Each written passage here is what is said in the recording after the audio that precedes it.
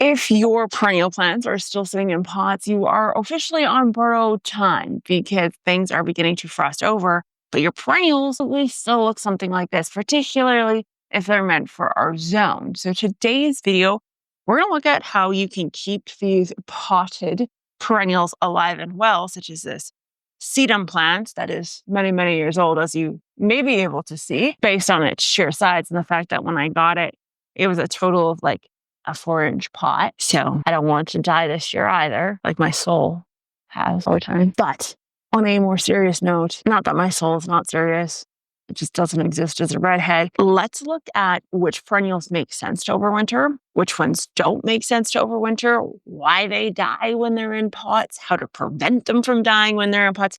You guys get the whole idea. We're just going to learn how to not kill this, basically. Now, if you're wondering who this comedic genius is on your screen currently, hi, hello, my name's Ashley. I have a bachelor's of science in soil science. I like to take that science, apply it to the garden, and the Geek Crew helps me with that. So if you have questions about your area specifically, just go to the comments because there's someone in the Geek Crew somewhere in the world that knows exactly everything about your situation. Because let's face it, I can give you the fundamentals and the outlines, but you should listen to absolutely nothing I say until you apply it to your area. Even if you're in Regina, don't follow what I'm saying until you kind of tweak it to work for where you are. And anyone who wonders where Regina is from, yes, it's real. It's a real place that I used to, as a child, call what you are thinking right now.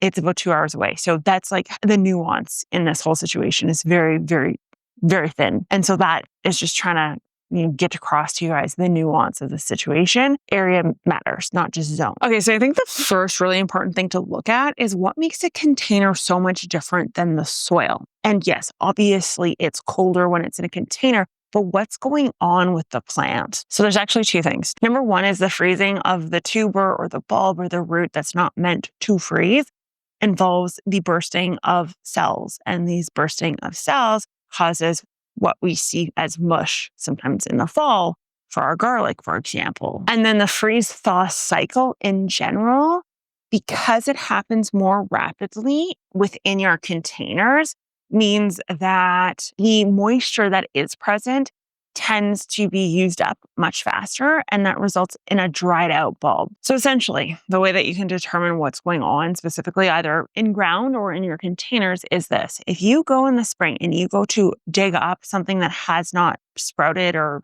done anything yet, and it is full but mushy, that's a sign that whatever you have it in is getting too cool for that plant. Number two is if you dig it up, it looks shriveled with a small little bit of mush.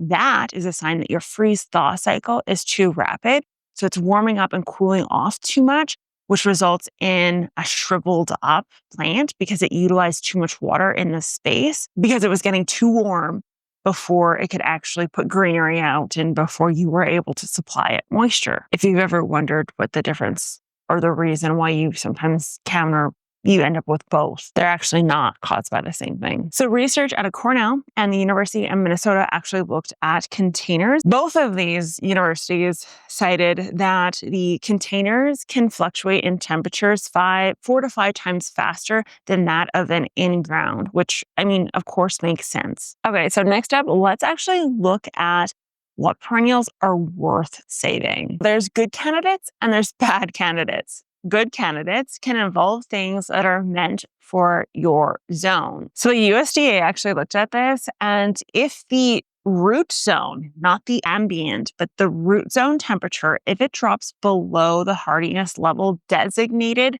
for that plant, it can reduce survival by up to 60%, which is enormous. So depending on what method you go through, because we're going to discuss a few different methods you can go through, you may change your choices as to which ones you decide to do what with. But here are your general guidelines.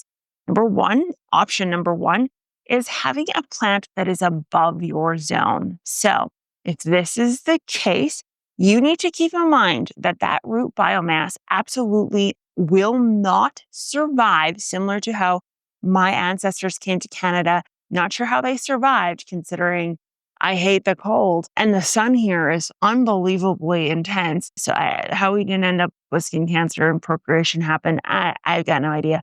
But they will not survive in a pot. There's no way in ever. It's not possible. I'm not going to swear. And then furthermore, raised beds, yeah, those also, they're not going to do well. In ground is your one and only possible potential.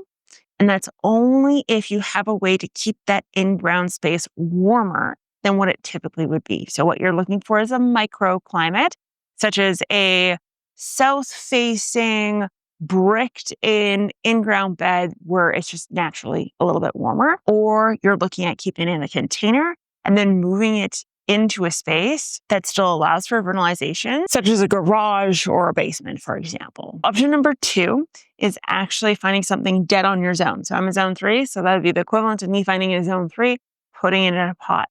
These ones, you can do some nuanced things that make it so you don't have to necessarily dig it out and put it in ground, but you can actually physically keep it in the pot. We'll discuss that in a little bit. But again, the roots have to be within the temperature zone that works. So your above grounds are going to get cooler. Number 3 option, which the lower you get in zones, the harder it is to get this as a potential option. But option number 3 is getting something that is lower than your zone, your hardiness level, from between 1 and 2 points. If I was able to find something in a zone 1 or a zone 2, those very well could be overwintered inside of a pot just fine. If you're higher up in zone, say you're a zone 9, you're somewhere in like California, for example, that you can go for 8s and 7s in pots and be completely fine storing those outdoors. So just keep those 3 potentials in mind while we're discussing this, so you can kind of figure out where your potted plants land and how you need to adjust what you're doing accordingly. Okay, so that brings me back to this plant here, which is a beautiful sedum, as I explained before. I have a few options with this sedum. Sedum is made for my zone, so that gives me a little bit of a leg up. Right, team? As long as you don't dig it up. Sometimes you dig up the plant. Yeah, sometimes you dig up the plants like you dug up my garlic the other day. And then it's bad. They die. Horrible deaths. Oh my, yeah. Oh, okay. So option number 1 is an in-ground spa method. Now, obviously that can't happen with this because this friggin' pot is like 3 feet in height. But say you had it in something smaller, maybe a terracotta pot, maybe a nursery pot, something of that nature, or you can dig this out and put it into a shallower pot. Something that lands within your zone or lower can withstand this method. So what you're going to do is you're going to dig a hole in the ground, raised bed, or otherwise the size of the pot that you want to drop into the hole. And then you're just going to mulch it like you normally would any perennial.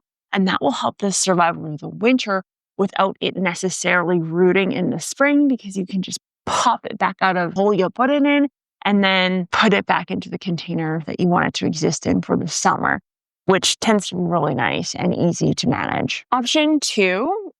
Now, this option I would use for things that are above my zone, typically, or if I have something that's in my zone, but that I don't have the option to put in ground because I live in an apartment or something that I just don't have the space for, or, disability, whatever the case is. So this one is the hotel stay. So the hotel stay is going to be in your basement, in your garage, in your cold storage, something of that nature. And we want to make sure that that pot gets to around 0 degrees Celsius to 4 degrees Celsius. We need this cool level to allow for vernalization, which will help with the production of flowers and foliage in the following year. So we do require that cooler temp. And the other key here is we don't want the plant to completely dry out. This is important. So I've done this with geraniums in the past, for example. I've put them into cold storage downstairs in my cold room under the steps.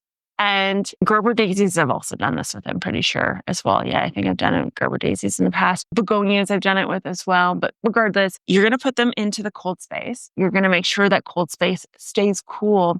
You're also going to make sure that they are left planted. So you don't want bare roots. You don't want bare bulbs. You don't want bare tubers. You want them to still be planted with a small amount of moisture. Very important. We don't want sopping wet, but we do not want bone dry at all. We want some moisture to be present because the plant, shockingly enough, will uptake some of that moisture through the winter months, despite the fact that there's no light and it's incredibly cold. But if we don't have moisture, they will die. The next one, it's not a spa, it's not a hotel, but it is a resort, and that is the snowbank. This again would only apply to those plants that are within the zone and or lower. Now, I will say preferably a lower zone. I would never do that with this sedum because I do not think it would make it. So I would not risk it for the biscuit when it came to that. But if you go this route, what you would want to do is you'd want to try to pile up as many containers together as possible. The containers can have perennials or not have perennials. The important part is that there is soil inside. So what you want to do is kind of crowd them in as close together as possible, similar to this. I have some more that I need to stack in this area as well, because this is going in ground. That's what I'm going to do with this guy. But I do have some other perennials that are lower that I'm going to put kind of in this space. And then I'm going to grab leaves and I'm going to stuff leaves everywhere. We're going to cover the plant. We're going to stuff leaves in cracks wherever those cracks exist. Rob Ford knows what I'm talking about. And essentially, once it snows, we're going to start piling the snow into this corner on top of that leaf mulch. You take it a step further and get like burlap or those plastic hutches, whatever the case is, but leaves tend to be in it. This one actually only applies to plants that are in your zone and or just slightly above your zone, and that is the wooden box method. So like something off of Saw, you are going to take your plant, leave it in its container, but you're going to put it up against the house as close as possible. And you're going to put a wooden hutch around it. So literally a wood piece of like a very thick, rather the thicker the better, if you will, ladies, you know what I'm talking about.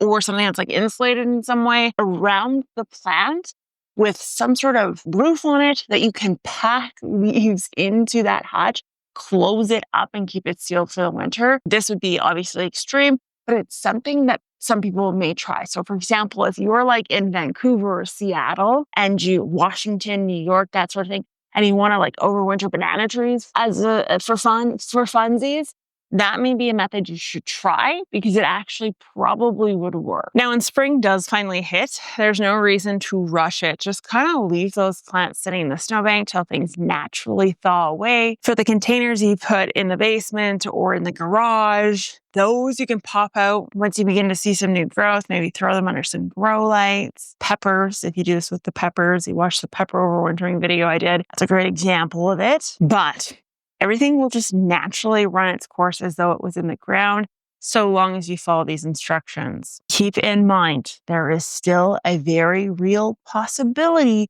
that it will not work. So always lean to the absolute extreme safest option out there that is available to you, and be prepared to possibly be heartbroken in the spring because I usually find it's 50-50. 50-50-ish, particularly with anything that's above your zone. But with that being said, get creative to let me know in the comments down below what you have overwintered repeatedly that normally stays in a container, because I'm sure people would love some ideas, how you did it, why it worked, why it didn't work, and I will talk to you guys next time. Bye.